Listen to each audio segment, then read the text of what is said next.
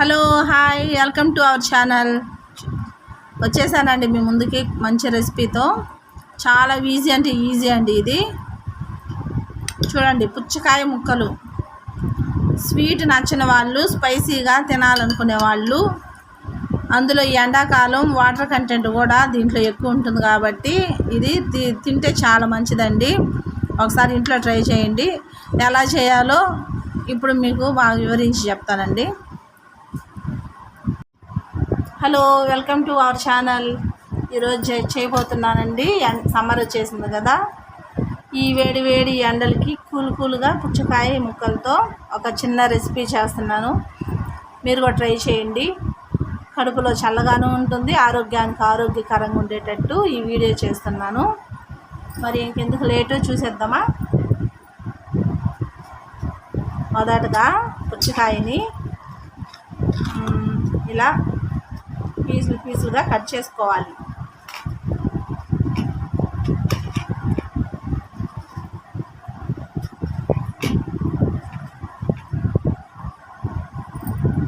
వీటిని బౌల్లో వేసేసుకోవాలి.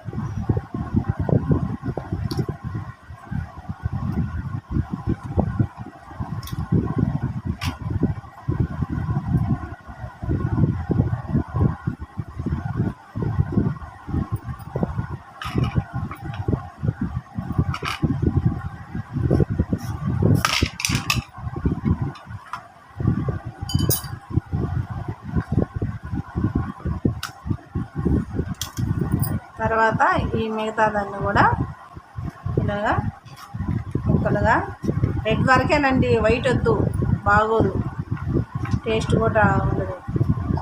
సో ఈ రెడ్ వరకు ఇలా కోసేసుకొని దీన్ని కూడా చిన్న పీసులుగా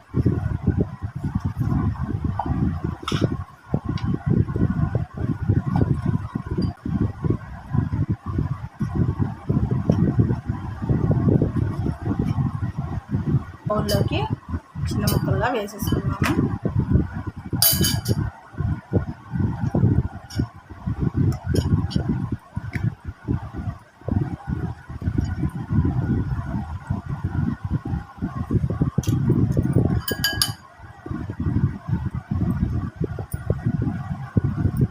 ఇప్పుడు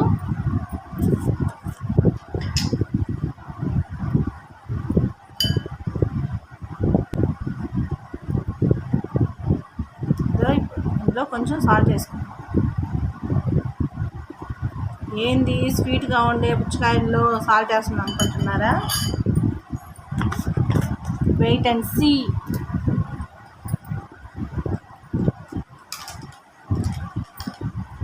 చూడండి, ఆచి చిల్లీ పౌడర్, ఇది లైట్గా కొంచెం వేసుకోవాలి. మిరియాల పొడి, ఇది కొంచెం, మొత్తం వేయకండి, నేను చూపించేదానికి. కొంచెం ఇలా పైన లైట్గా చల్లుకోవాలి.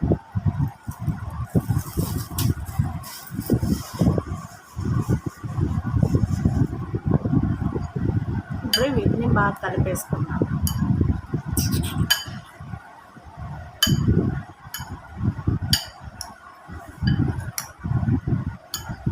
పుచ్చకాయలతో ఎన్ని టేస్టీ రెసిపీలు చేసేదానికి ఉందో తెలుసా?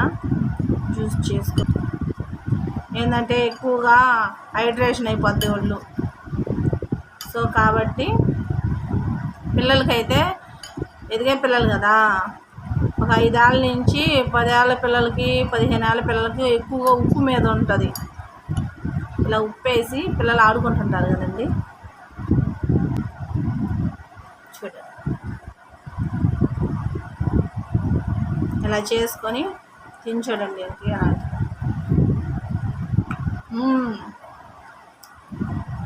ఎమ్మి టేస్టీ అండి. ఇప్పుడు నా కొడుకు కూడా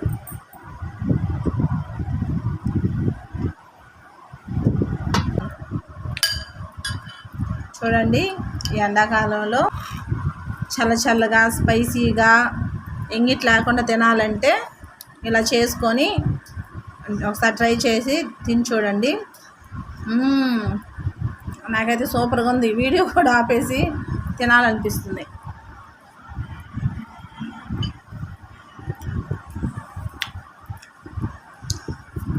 సూపర్ అండి. మీరు కూడా ఒకసారి ట్రై చేయండి. ఇంకా నెక్స్ట్ వీడియోతో మంచి రెసిపీతో మీ ముందుకే మీ Supriya Joyce. Hello, hi, welcome to our channel. వచ్చేసానండి మీ ముందుకి మంచి రెసిపీతో. చాలా ఈజీ అంటే ఈజీ అండి ఇది.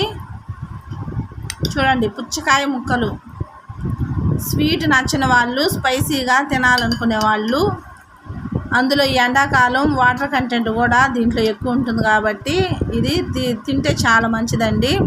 ఒకసారి ఇంట్లో ట్రై చేయండి. ఎలా చేయాలో ఇప్పుడు మీకు బాగా వివరించి చెప్తానండి.